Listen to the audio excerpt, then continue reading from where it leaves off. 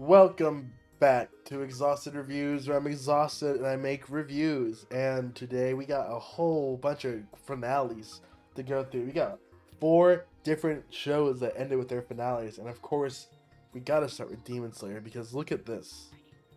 Bazinga! Oh my god, that moment was so hype. That moment was so hype.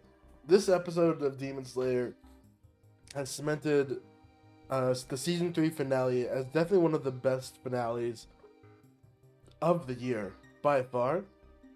The emotional payoff, the action payoff, the story payoff, a lot of things paid off in this season very well, and it makes a lot of sense for this season. Naturally, we'll talk a little bit more about that. So sorry. Oof. But if you watch the episode, you know. First off, Tanjiro was able to use Zenitsu's style of Thunderclap Strike. Dude ran like crazy. Everyone didn't even see it happening. Caught up to this guy, picked up, and then boom, had a big man, a big, real big tough man pull up. We had a real big old buff boy. This dude and his freaking philosophy. So he grew out of this little guy, as another demon, right? Now he's fighting these dudes. Tanjiro and them are just barely making it past, cutting off the dude's head. And look at that. A beautiful, clean cut. Absolutely beautiful. And then the sun starts rising, and oh no. What happens? Boom. Nezuko starts to explode. And this right here, this was definitely a turn point moment for a lot of people watching the series, because you're watching this and it's like, hold up, I don't like this monkey song. We're listening to the Donkey Kong soundtrack, but you're watching this episode and it's like, holy freaking crap, Nezuko is literally dissolving in front of me. Like, she's literally dissolving, and Tanjiro has to make a choice. Does he protect his little sister from the sunlight, or does he go after the demon dude? Because even though he cut off his head, the body is still active, it's still running, and it's still chasing whatever leftover stragglers are out there. So Tanjiro has to make a decision, and this is like a whole like 5-minute sequence of Tanjiro struggling to figure out what to do, and then at the very last minute, Nezuko punches him off, kicks him off, and says, "Go save those people. I'll be fine." Look at that. She throws him off. It's incredible. It's beautiful. It's moving. It's heartwarming. It's beautiful. And he gets over there to the last demon, and then we get his whole little backstory of this dude, this little crybaby. Also, shout out to him. He freaking hacks and slashes this dude up. Look at that. Cut him in half. He said that wasn't enough, bro. Then he came back in, cut him a few more times, bro. Cut him down the middle. He ate him, destroyed him. We saw his backstory. You knew it was over for him, and thus he dies. But then you realize, oh, wait a second. This is like, we still have a whole halfway episode left. We still got more episode. What is going on here? You get sad Tanjiro. This is real sad, because Tanjiro's out here. He's busted up. Yeah, he killed the demon, but like, so many people got hurt. So many people died. He doesn't even know his sister is dead. Like, bro, you gotta be pretty DB at this point. But then, out of nowhere, we have something we never is unprecedented in the entire world of this series. Nezuko, the demon, standing in the sunlight, alive. I mean, if that ain't beautiful, I don't know what is. And then she says, she has the absolute nerve to say, "Good freaking morning." Like, bruh, that sent me. That sent me. She said, "Good morning," bro. You know how ironic that is for that to be her first words in the sun? This is crazy. So I'm definitely this really changes the game for Demon Slayer. Honestly, this changes completely everything. because now Muzan, we'll see towards the end, but now Muzan is coming after her, like to now Muzan is coming after her to sort of take her blood and suck it all up. Because like, where is it? Where is it? Where is it? Where is it? There we go. That's his. We got some part of his little backstory. His arrogant ass killed the only person to make the to make it. So now he's like to be able to make this the antidote, the perfect demon antidote. But now he's trying to absorb Nezuko. Somehow he's using his little demon watching powers. He's just been hanging out and watching everything go down, and he just saw Nezuko become able to conquer the sun. So this is a really beautiful film. We don't know what this has, how this is possible. If this is like something to do with his bloodline, or if it's just because Nezuko is that person, or if it's because of whoever like did the thing to Nezuko to make her into a demon into the first place. We don't know what's going on. I feel like that's got to be revealed in the next season, which I'm super excited for. The Hashira training arc. It looks like Tanjiro is actually going to be bossing up. So this isn't just a story about a little dude. He's actually becoming like a full-grown man, and he's helping people, and he's having positive impacts on people. And also, her reaction to this girl's this girl's reaction is so hilarious to seeing Nezuko. Because she's just like, Nezuko is also like, yeah, thank goodness. And she's just like, wait, what? So that was just amazing. That's like the reaction you want to see from Demon Slayer, from the characters. So she's very happy for her. Everyone is happy. She still has her demon powers, but she's like actually normal. Her voice actress is finally going to start making some money. Finally going to be able to start getting some lines done. And we learned that this lady also just recently discovered that Nezuko might be able to become invincible to sunlight. And then we get a nice treat at the end where she lets him leave with his blindfold off out of the village, and he gets a little parade thrown for him, and everyone's all happy and celebrating him for saving their lives and stuff. And yeah, we got freaking adult Nezuko, basically sunlight Nezuko. Look at that, sunlight Nezuko. That's beautiful. So the next arc is gonna be the Hashira training arc. So, I mean, that's going to be dope. That's going to be amazing. That's hype. Demon Slayer, this finale gets a solid 9 out of 10 from me. Good finale. Real good stuff. Season was a little slow, I'm not going to lie, but overall, I give this series, I would put this series just a little under the Entertainment District arc, but over the Mugen Train in Season 1. So definitely like second best season. So yeah, that's what I give this, guys. What do you think about Demon Slayer? Let me know if you guys like the finale or not. So the next big show we have to talk about is Vinland Saga. But before I get to that, we're gonna do two of the other shows I've been watching. First one is gonna be My Home Hero. I've been talking about this a little bit before. I'm gonna talk about it again. I like this show. It's a thriller show, and it's really thrilling, honestly. I'm like constantly on the edge of my seat this whole time. Seeing this guy's like backstory of him, like of the guy whose son he killed, his dad is like just a complete sociopath, and then he finally had a son, and he was like, I'm gonna be a gangster for my son. So he ends up actually escaping the chokehold just by like through sheer tenacity.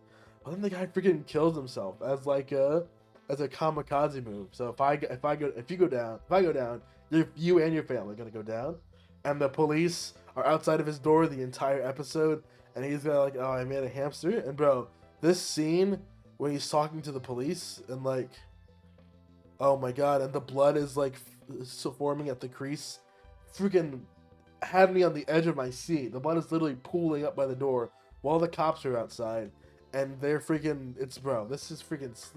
This is scary stuff, man. If this happened to me, which thank God, I sure hope it doesn't. But man, fucking wild stuff, man. So this guy's basically dead.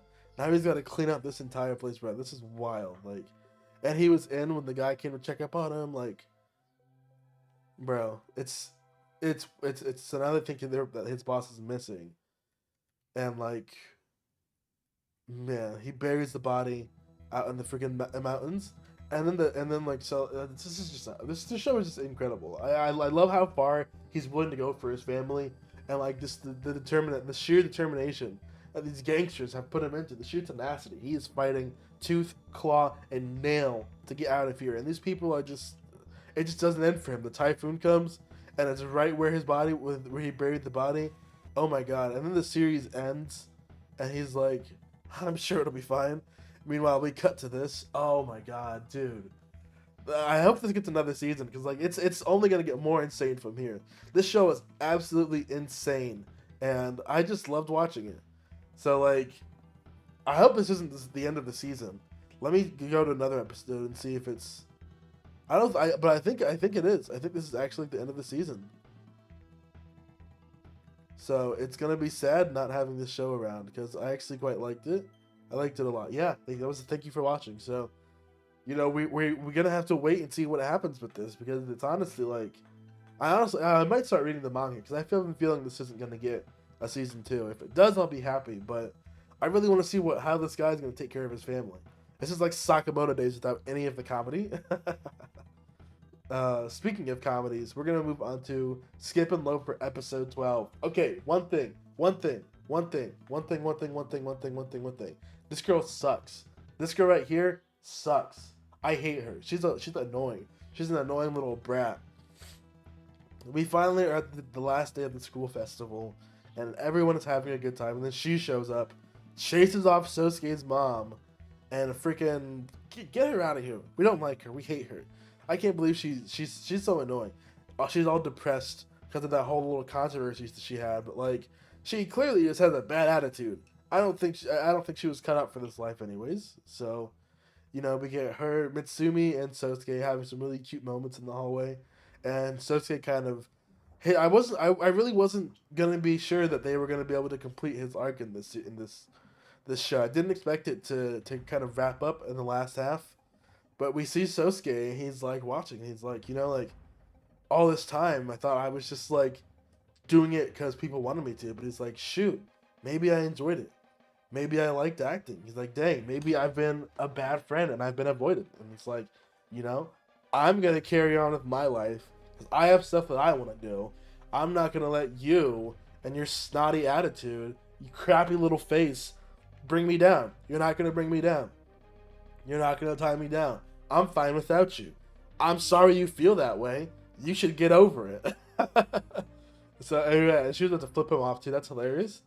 About to put herself in even more controversy. If someone saw her flipping off, if someone saw a failed model, whatever her fucking name is, flipping off former child star Shima Sosuke, that would be so bad for her career.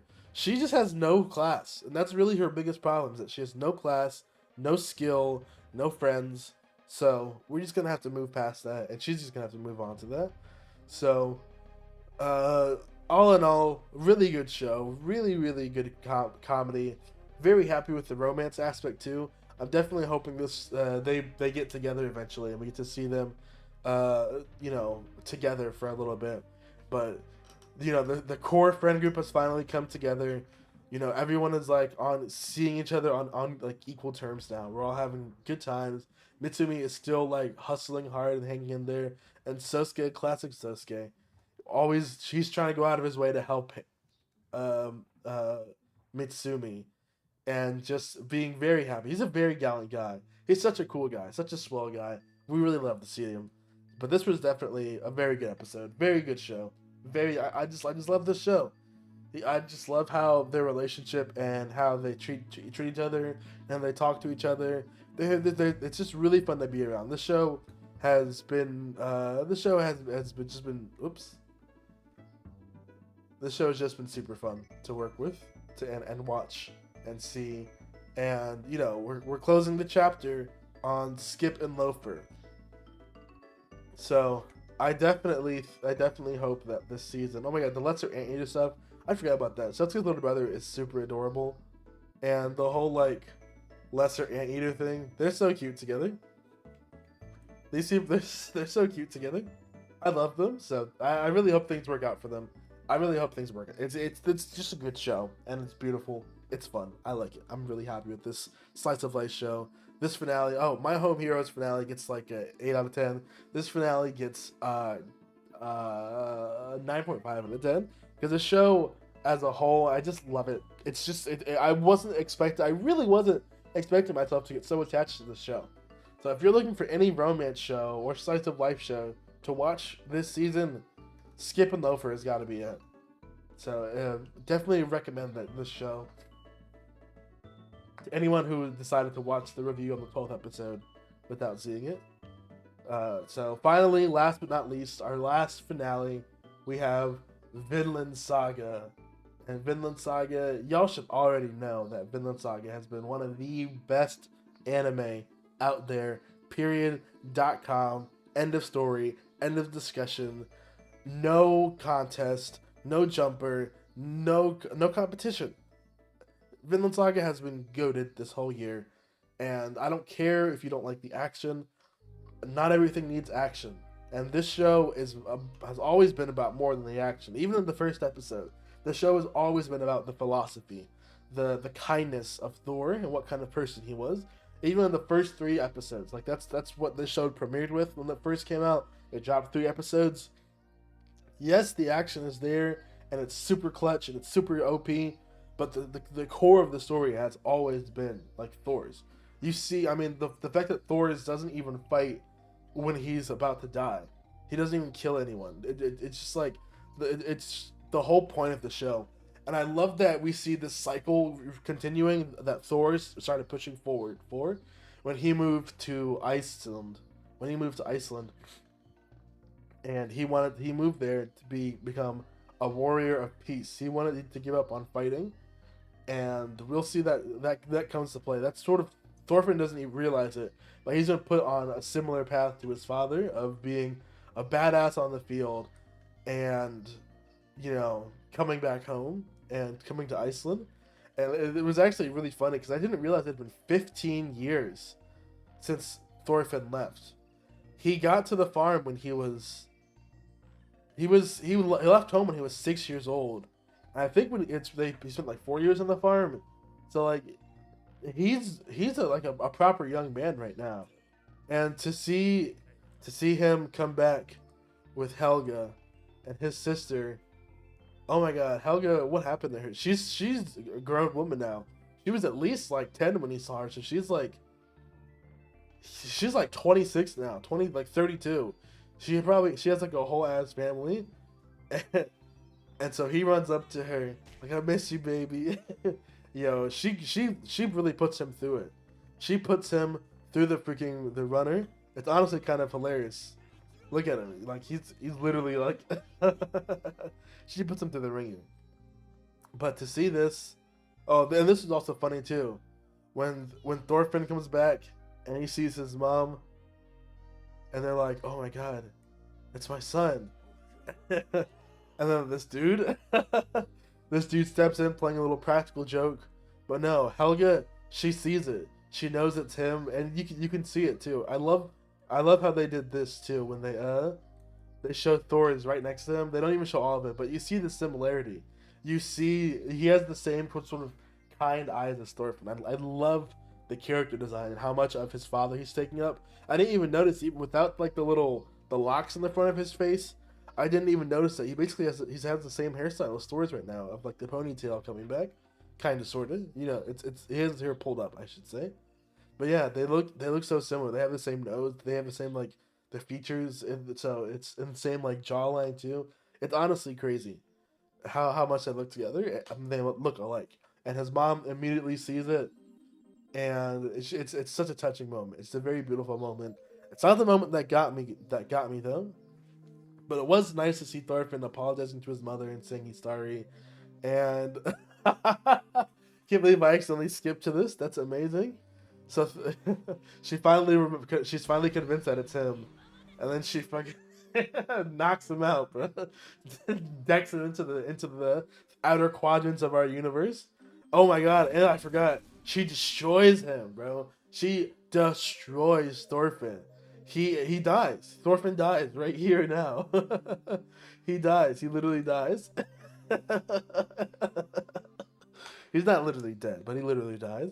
So yeah, she definitely has her father's strength. And so, these guys get together. Thorfinn walks around. Thorfinn, gets to see the village one last time. The kids go to bed, and he tells everything. He's like, "Yo, I'm crazy. I killed so many people. I cut off heads. I get hit by trees. I tried to kill the king." Like his entire life, death and destruction, and everyone is just like, do they have a reaction shot of everyone just like flabbergasted? I don't know. Yeah, no, it's just like everyone is just like, bro, there's some wild stuff, man. You went through it, bro. And now he's like, I want to make a world where there's no more fighting, no more wars. I want to escape all of this stuff. And his mom is like, do it. It's what your father did. Like, that's why we're here. Do it. I'm so proud of my boys for coming to claim their peace. And this is what got me was him at the slave's grave, and then young Thorfinn. Oh my god, bro! I'm literally about to well up right now thinking about it. When he was with his father in the very first like episode or like second episode, and he's talking to his dad, like literally gonna cry. And he has the flashback. I'm literally crying. Oh my god. He has the flashback where his dad tells him about Vinland Saga. And Thorfinn's looking out into the distance, trying to figure out where his life is going. And it all comes back to his dad tying in. And he's like, I know where to go. I know I must do next. And him and his dad standing in Vinland. Oh my god, they would have. This is where I saw that they had the same. I can't. I literally can't right now. Oh my god, this is making me cry. Just watching back, this story is so powerful. If you're not crying like after this, you missed the point of the whole second season. You missed the point of the whole show. This is the point of the whole show.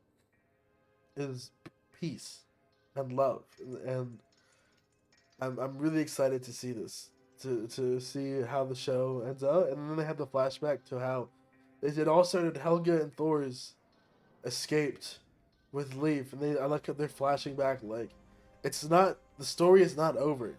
The story didn't end with Thor's, or there's young Asgard. Like everyone's journeys, young Askeladd, young Leif, young Thor's, and his mom, Ylva, leaving like town. Everything is culminating in Thorfinn becoming a man. This is the story of how Thorfinn became a man, and he's going to make it. It's the Vinland Saga.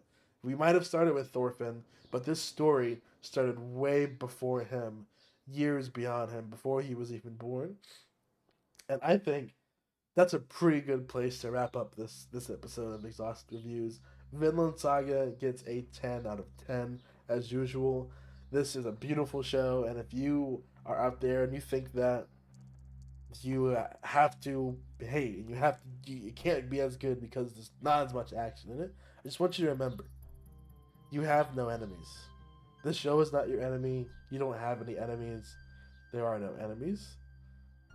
The only enemy is people who aren't subscribed to the channel. So subscribe to be a friend and not an enemy, or else me and my goons are gonna have to come after you. Aight? Aight. Peace.